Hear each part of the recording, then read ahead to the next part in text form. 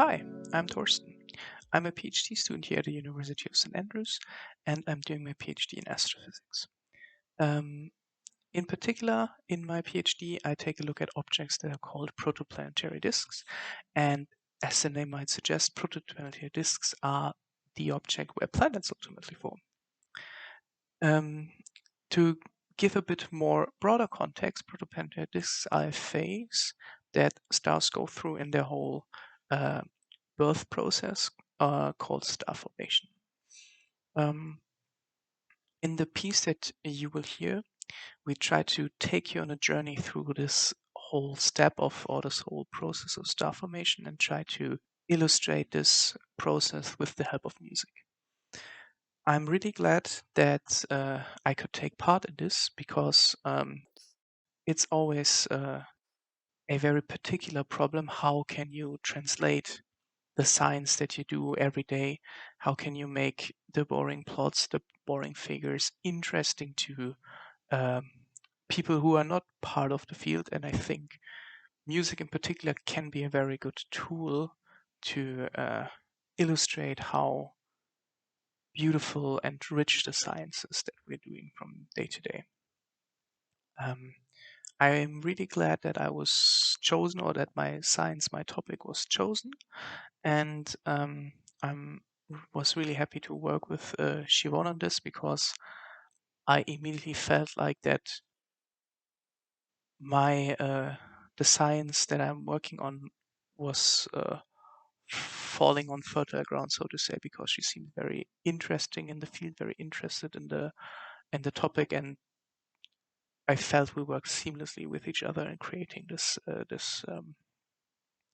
piece that you might hear. Me and Thor started working together as a matter of kind of almost chance, but not quite. I've really enjoyed working with him, and I hope that we get to do something together in the future because we became pretty good friends.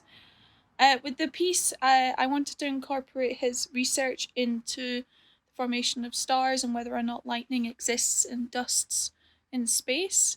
I found it very interesting and wanted to try and find something that would kind of incorporate that. I tried to go with the circular shape of like stars and planets and all that. And I did incorporate some of the circular shapes.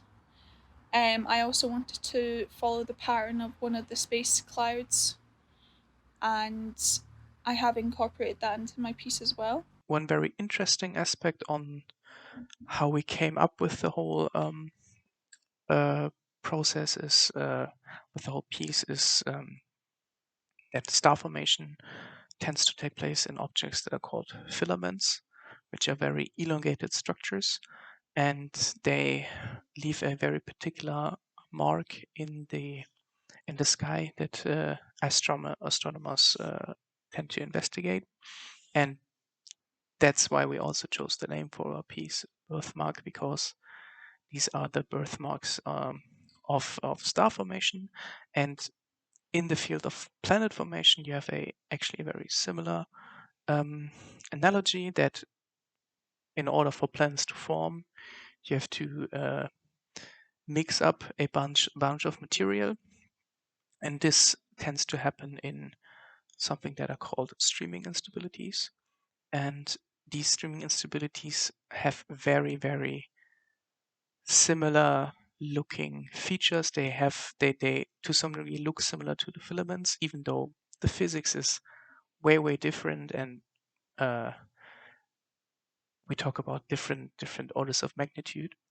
But the resemblance of the two birthing processes of the actual birth of a star and the birth of a planet is always a bit like poetry. It seems to rhyme, and that always fascinated me. And I feel, especially with music, with musical motifs, with musical interpretations, you can uh, create these poetic this rhyming very nicely. And with I feel that with what Siobhan created, she definitely nailed that, and I really hope that you see this as well and uh, share now the fascination that I have with the topic. It's called Birthmark because there's this one particular cloud in space that looks like it's been marked on purpose. It's a giant scratch.